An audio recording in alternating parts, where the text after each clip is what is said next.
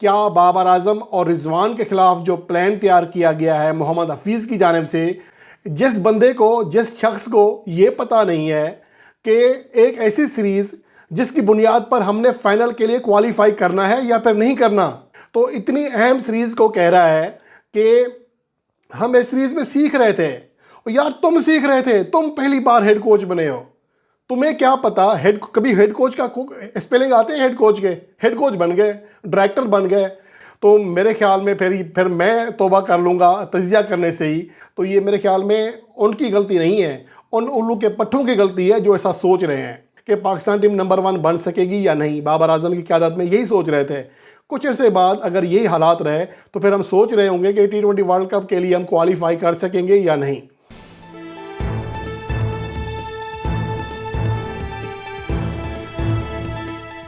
دورہ آسٹریلیا مکمل ہو جانے کے بعد Pakistan cricket team New Zealand پہنچ رہی ہے۔ جو کھلاڑی T20 اسکواڈ میں شامل تھے وہ آسٹریلیا سے چلے گئے ہیں نیوزی لینڈ، جبکہ باقی پلیئر وطن واپس آ رہے ہیں، اور پاکستان میں جو لاہور میں تربیتی کیمپ تھا اس میں شامل تمام پلیئر جو کہ T20 اسکواڈ کا حصہ ہیں وہ یہاں سے چلے گئے ہیں۔ اب پاکستان اور نیوزی لینڈ کے درمیان 12 جنوری سے 5 T20 انٹرنیشنل میچز کی سیریز کا آغاز ہو رہا ہے، اور اس سیریز میں جو سب سے اہم چیز ہے وہ یہ ہے کہ کیا بابر اعظم اور رضوان کے خلاف جو پلان تیار کیا گیا ہے محمد حفیظ کی جانب سے، کیا وہ کارگر ثابت ہوگا؟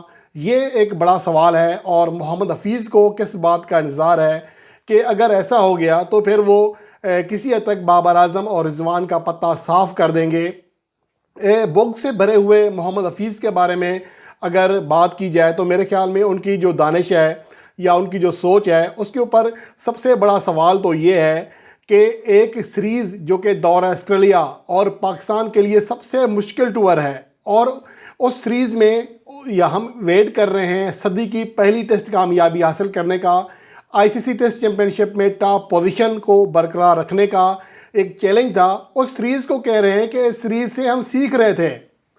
جس بندے کو، جس شخص کو یہ پتہ نہیں ہے کہ ایک ایسی سیریز جس کی بنیاد پر ہم نے فائنل کے لیے کوالیفائی کرنا ہے یا پھر نہیں کرنا، جس کی بنیاد پر ہم نے آگے بڑھنا ہے، جس کی بنیاد پر ہمیں پوائنٹس ٹیبل پر پوزیشن ملنی ہے، اور جس بنیاد پر ہم نے ہماری ٹیم کی رینکنگ بننی ہے، اور چونکہ آج کل تمام جو بڑے ایونٹس ہو رہے ہیں اس میں آپ کی کوالیفیکیشن ہی رینکنگ کی بنیاد پر ہو رہی ہے، تو اتنی اہم سیریز کو کہہ رہا ہے کہ ہم اس سیریز میں سیکھ رہے تھے۔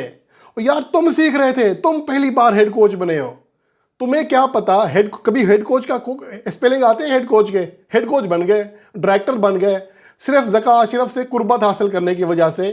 اب وہ کھلاڑی پاکستان کے ٹاپ پلیئرز کے خلاف وہ کھیل رچا رہا ہے جس کا اگر مجھے جو سوچ کے ڈر لگ رہا ہے، اگر پاکستان ٹیم کا ہاکی جیسا حال نہ ہوا ایک شخص کی قیادت میں جو کہ جس کو پروفیسر کہتے ہیں، تو میرے خیال میں پھر میں توبہ کر لوں گا تجزیہ کرنے سے ہی، کیونکہ یہ شخص صاف لگ رہا ہے کہ اس کے دل میں جو بغض ہے، جو اس کے اندر ایک آگ بھری ہوئی ہے کچھ پلیئرز کے خلاف، تو میرے خیال میں اس کا خمیازہ کسی اور کو نہیں پاکستان کو بھگتنا پڑے گا۔ یہ تو چلا جائے گا، اس کے کئی راستے ہیں، کئی جگہ اٹھاتا ہے یہ ذکا اشرف نہیں تو کسی اور کے ساتھ بیٹھ جائے گا۔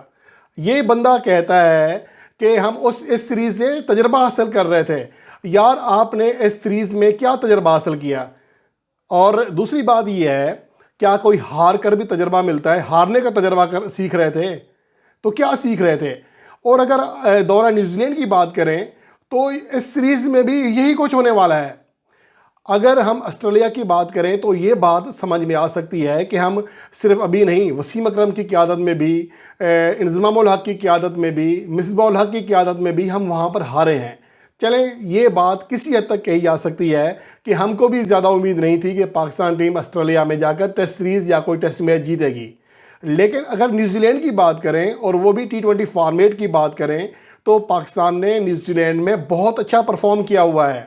گزشتہ جو ٹرائنگولر سیریز کھیلی گئی تھی بنگلہ دیش، نیوزی لینڈ اور پاکستان کے درمیان، اس میں پاکستان نے ٹائٹل کامیابی حاصل کی تھی، میزبان نیوزی لینڈ کو 2 بار شکست سے دوچار کیا تھا۔ اب اس ٹیم کے خلاف ہم جو تجربہ کرنے جا رہے ہیں کیا وہ سود مند ہوگا؟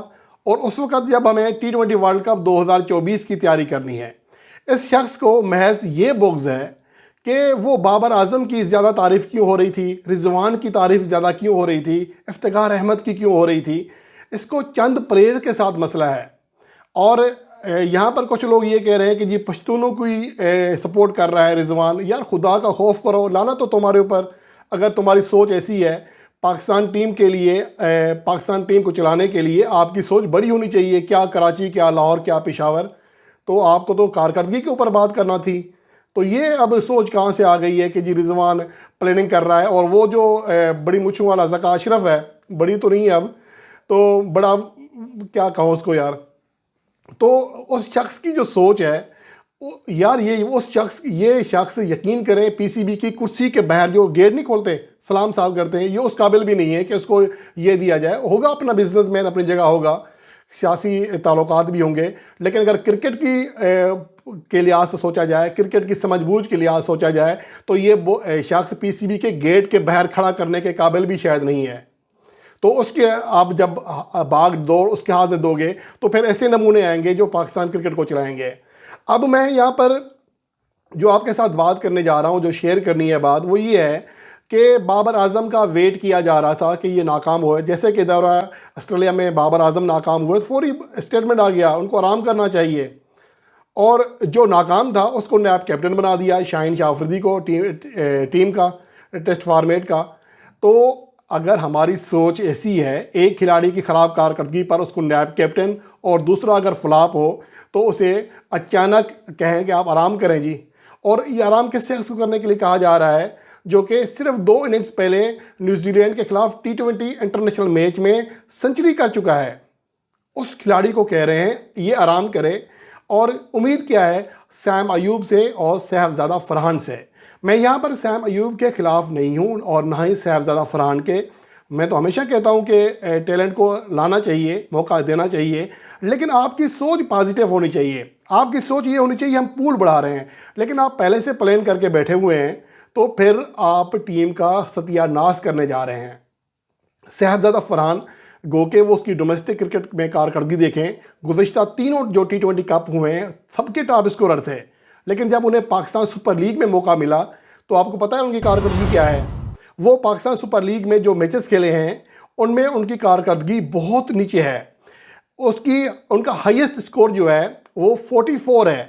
14 میچز کھیلے ہیں، 13 اننگز کھیلی ہیں، 191 رنز کیے ہیں، 104 کا اسٹرائک ریٹ ہے جو کہ عموماً ون ڈے فارمیٹ میں ہوتا ہے. اور ان کی ایوریج 17 رن فی اننگز کی ایوریج ہے.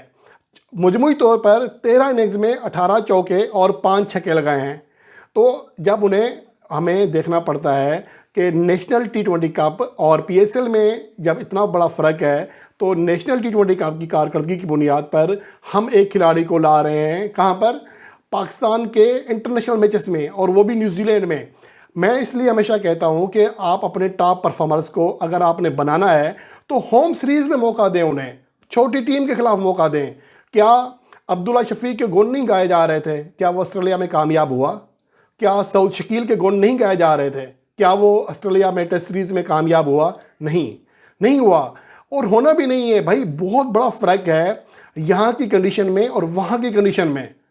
اور ہمارے پلیئرز جو کہ سارا سال پورا کیریئر ایشین پچز میں کھیلے ہیں، پاکستان میں کھیلے ہیں، ان سے ہم کیسے امید کر سکتے ہیں کہ وہ پاکستان میں جا کر، پاکستان ٹیم میں جا کر پرفارم کریں گے، وہ بھی نیوزی لینڈ میں، آسٹریلیا میں؟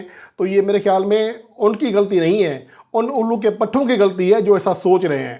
اور یہ الو کے پٹھے جو ہیں یہ بہت ہو گئے ہیں پی سی بی میں. اب میں تو یہ کہہ رہا ہوں کہ اللہ کرے سیم ایوب کامیاب ہو، لیکن یہ اس بیچارے کے ساتھ ظلم ہوگا اگر وہ اس سیریز میں ناکام ہوتا ہے خدا نخواستہ. تو یہ صرف اس لیے کیا جا رہا ہے کہ ایک جوڑی توڑی جائے جو کہ رضوان کی. اور رضوان کو پتہ ہے آپ کی ان کی پرفارمنس کا، اس کا آخری T20 انٹرنیشنل میچ یاد ہے آپ کو جو نیوزی لینڈ کے خلاف کھیلا تھا؟ اس میں وہ 89 رنز کر چکا تھا، ناٹ آؤٹ تھا، لگ بھگ سنچری. اور کتنا اسٹرائک ریٹ تھا؟ 158 کا اسٹرائک ریٹ تھا. اور جس کھلاڑی نے اپنے آخری 6 T20 انٹرنیشنل میچز میں 3 50+ اننگز کھیلی ہیں جن میں سے ایک آلموسٹ سنچری ہے، اس کے بارے میں کہا جا رہا ہے کہ جی اس کو ڈراپ کریں.